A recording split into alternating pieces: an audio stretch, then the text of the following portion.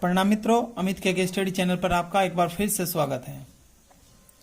और आज की वीडियो में हम बात करेंगे श्रुति सम भिन्नार्थक शब्दों की। क्या आप जानते हैं श्रुति सम भिन्नार्थक शब्द क्या होते हैं? चलिए जानते हैं तो बहुत अच्छा है, और यदि नहीं जानते हैं तो आज हम इनका थोड़ा अध्ययन कर लेते हैं।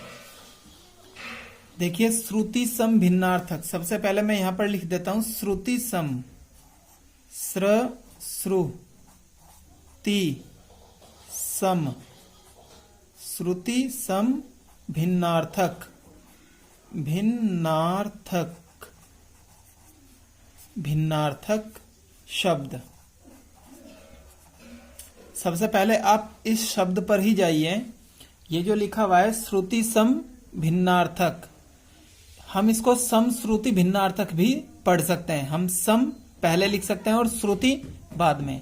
तो देखिए, श्रुति का अर्थ होता है सुनना, श्रुति का अर्थ होता है सुनना, और सम का अर्थ होता है समान, समान अर्थात एक जैसे, जो एक जैसे हैं। तो श्रुति सम, सुनने में समान, जो शब्द सुनने में समान लगे, सुनने में एक जैसे लगे। और आगे लिखा है भिन्नार्थक, भिन्न का अर्थ होता है अलग अलग। भिन्न का क्या अर्थ होता है? अलग अलग, अलग अलग। और यहां पे आर्थक, भिन्नार्थक, ये है यहां पर अर्थ, अर्थ। और अर्थ का तात्पर्य, तात्पर्य भी कहते हैं, आशय भी कहते हैं, और अर्थ भी कहते हैं, मीनिंग भी कहते हैं। तो अर्थ तो होता ही है ये, इनका क्या मीनिंग है, क्या अर्थ है, क्या भाव है। तो वे शब्द जो सुनने में तो एक जैसे लगते हैं, सुनने में समान लगेंगे, लेकिन उनका अर्थ भिन्न भिन्न होगा, उनका अर्थ अलग अलग होगा। तो ऐसे शब्द, यहां पे मैं इसकी परिभाषा लिखता हूं। देखिए, परिभाषा, हम यहां पर इसको परिभाषित करते हैं। श्रुति सम भिन्नार्थक शब्द किसे कहते हैं? तो इसकी परिभाषा हम लिखेंगे, ऐसे शब्द जो सुनने में तथा पढ़ने में समान प्रतीत होते हैं, समान लगते हैं। ऐसे शब्द, ऐसे शब्द जो सुनने, ऐसे शब्द जो सुनने तथा पढ़ने में समान, समान मतलब एक जैसे, समान का अर्थ है एक जैसे, जो सुनने और पढ़ने में समान लगे, एक जैसे लगे, समान प्रतीत होते हैं, प्रतीत होते हैं, प्रतीत होते हैं, उन्हीं शब्दों को हम क्या बोलते हैं? श्रुति सम भिन्नार्थक शब्द कहते हैं। तो ये शब्द कैसे हैं? जो सुनने और पढ़ने में एक समान है, किंतु अर्थ इनका अलग अलग होगा। किंतु अर्थ, अर्थ कैसा होता है? भिन्न, भिन्न का अर्थ होता है अलग अलग, किंतु अर्थ अलग अलग, अलग अलग होता है। तो यहां पर ये श्रुति सम भिन्नार्थक या सम श्रुति भिन्नार्थक शब्दों की परिभाषा हो गई है। आप इसको समझ चुके होंगे। अब हम इसके कुछ उदाहरण समझ लेते हैं। देखिए, यहां पर हम इनके कुछ उदाहरण लिख लेते हैं। उदाहरण, यहां पर मैंने एक उदाहरण लिया है। सबसे पहले अधन्य, अन्य, और अधन और न, अन्न। देखिए, यहां पर ये सुनने में लगभग एक जैसे दिखाई देते हैं। ये दो शब्द लिखे हैं यहां पर मैंने, अन्य और अन्न। तो इनका अर्थ आप देखें, अन्य, अन्य का अर्थ होता है दूसरा, अन्य मीन्स दूसरा, और अन्न, अन्न का मतलब होता है अनाज। तो यहां पर हमें दिखाई दे रहा है ये सुनने में या फिर पढ़ने में एक जैसे लग रहे हैं। बिल्कुल एक जैसे तो नहीं लग रहे हैं, लेकिन लगभग एक जैसे लग रहे हैं, लेकिन इनका अर्थ दोनों का अलग अलग है। इसलिए हम इनको बोलेंगे, ये दोनों कैसे शब्द हैं? श्रुति सम भिन्नार्थक या फिर समश्रुति भिन्नार्थक। हम इनका उच्चारण जो कर रहे हैं वो एक जैसा लग रहा है, तो हम इनको समानोच्चारित शब्द भी कह सकते हैं। इनको हम क्या बोल सकते हैं? समानोच्चारित शब्द। ये शब्द मैं लिख देता हूं यहां पर, समानोच्चारित यहां पर लिख देता हूं। चलिए, समानोच्चारित, समानोच्चारित।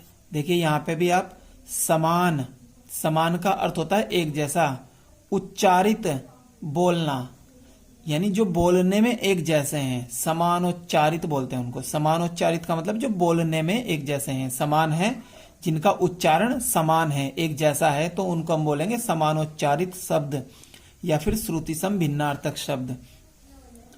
तो आप इनका अर्थ समझ चुके होंगे। अन्य, अन्य मीन्स दूसरा, दूसरा। जैसे कि हमने कहा यहाँ पर एक अन्य व्यक्ति यहां पर आया था।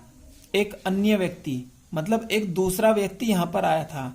और अन्न, अन्न का अर्थ होता है अनाज, है ना। आपके थैले में क्या है? उत्तर मिला अन्न।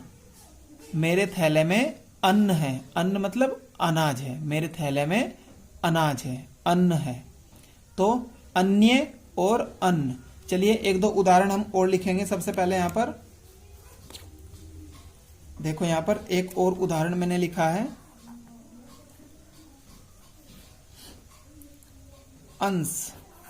एक उदाहरण मैंने लिखा अंश और एक लिखा अंश। ये देखो, यह है अंश और यह है अंश। अंश और अंश। तो अंश क्या होता है और अंश क्या है? इसमें श है और इसमें स है। तो अंश क्या है? जब हम कोई भिन्न लिखते हैं गणित में, जब हम भिन्न पढ़ते हैं तो भिन्न में एक भिन्न लिखी मैंने 5/6, 5/6 मैंने एक भिन्न लिख दी है। तो हम यहां पर देख रहे हैं 5/6 में जो ऊपर का 5 लिखा हुआ है, इसको हम बोलते हैं अंश। इसको हम अंश बोलते हैं। और ये जो अंश लिखा हुआ है, इस अंश का अर्थ होता है कंधा। इस अंश का क्या अर्थ होता है? कंधा। और इस अंश का अर्थ क्या होता है? भाग या फिर हिस्सा। भाग या फिर हिस्सा। और गणित में जब हम इसकी बात करते हैं 5/6, इसका अर्थ हुआ 6 में से 5 हिस्से, 5 भाग, 6 में से 5 भाग। तो अंश का अर्थ क्या होता है? भाग या फिर हिस्सा। और ये अंश है। अंश का अर्थ क्या है? कंधा। तो ये अंश और अंश समान प्रतीत हो रहे हैं सुनने में और पढ़ने में, लेकिन अर्थ दोनों का भिन्न है। चलिए कुछ और उदाहरण लिखते हैं। देखो यहां पर हमने एक और शब्द लिखा है अपेक्षा। अपेक्षा, अपेक्षा। और एक लिखा है उपेक्षा। उपेक्षा, अपेक्षा और उपेक्षा। ये अपेक्षा है, ये उपेक्षा है। सुनने में समान प्रतीत हो रहे हैं, इसलिए ये क्या है? श्रुति सम भिन्नार्थक शब्द हैं, लेकिन अर्थ इनके अलग अलग होंगे। यदि आपने हमारी हिंदी की दूसरी वीडियो नहीं देखी है तो आप दूसरी वीडियो को भी देख सकते हैं। उनका लिंक डिस्क्रिप्शन बॉक्स में नीचे लिखा हुआ है। तो अपेक्षा का अर्थ क्या होता है? अपेक्षा का अर्थ होता है आशा। आशा। जैसे हम अपनी वीडियो के लास्ट में बोल देते हैं आशा करता हूं, आशा करता हूं आपको ये वीडियो पसंद आई है। तो आशा का अर्थ होता है अपेक्षा, मैं अपेक्षा करता हूं कि आपको ये वीडियो पसंद आएगी। तो उपेक्षा, उपेक्षा का क्या अर्थ होता है? उपेक्षा का अर्थ होता है अपमान, तिरस्कार, तिरस्कार, तिरस्कार या फिर अपमान, अपमान, अपमान, उपेक्षा। हमें किसी की उपेक्षा नहीं करनी चाहिए, हमें किसी का तिरस्कार या फिर अनादर या फिर अपमान नहीं करना चाहिए, और हमें हमेशा अच्छी अपेक्षा करनी चाहिए, सबसे अच्छी अपेक्षा कि ये सब लोग अच्छा ही करेंगे। मुझे ऐसी अपेक्षा है कि आप अच्छा सीखेंगे, अच्छा पढ़ेंगे। तो यहाँ पर ये हमने दो शब्द लिखे थे, अपेक्षा और उपेक्षा। अपेक्षा का अर्थ होता है आशा और उपेक्षा का अर्थ होता है तिरस्कार। तो अब हम एक और उदाहरण लिखते हैं। तो देखिए यहां पर मैं एक और उदाहरण लिख लेता हूं। एक उदाहरण हमने लिखा है यहां पर जल्दी, दी, जल्दी। और एक उदाहरण हमने, एक और शब्द हमने यहां पर लिखा जलधि, जलधि।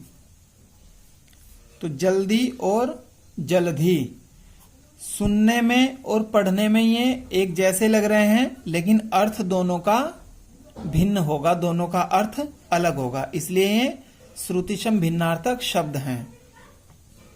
तो जल्दी का अर्थ क्या होता है? शीघ्रता। आप जल्दी कीजिए, बोलते हैं जल्दी कीजिए, जल्दी मतलब शीघ्रता कीजिए, शीघ्रता, बिना देर किए काम को शीघ्र कीजिए, जल्दी कीजिए। और ये जो शब्द यहां पर लिखा हुआ है जलधि, जलधि का अर्थ होता है, आप जानते हैं जलधि का अर्थ? जलधि का अर्थ होता है समुद्र, समुद्र, समुद्र। जलधि का अर्थ होता है समुद्र, सागर जिसमें पानी होता है। जल, जल अर्थात जल, और धी मतलब धारण करना, जो जल को धारण करके रखते हैं तो उनको हम बोलते हैं समुद्र। तो जलधि का अर्थ होता है समुद्र। तो अब मैं आशा करता हूं आपको ये वीडियो भी पसंद आई होगी। यदि आपको वीडियो पसंद आई है तो आप इस वीडियो को लाइक और शेयर करना मत भूलिएगा। और आप हिंदी की या दूसरे सब्जेक्ट की यदि वीडियो देखना चाहते हैं तो उन सभी वीडियो का लिंक डिस्क्रिप्शन बॉक्स में लिखा हुआ है, आप नीचे जाकर के देख सकते हैं। मैं मिलूंगा आपसे इससे आगे की वीडियो में, तब तक के लिए वंदे मातृभूमि।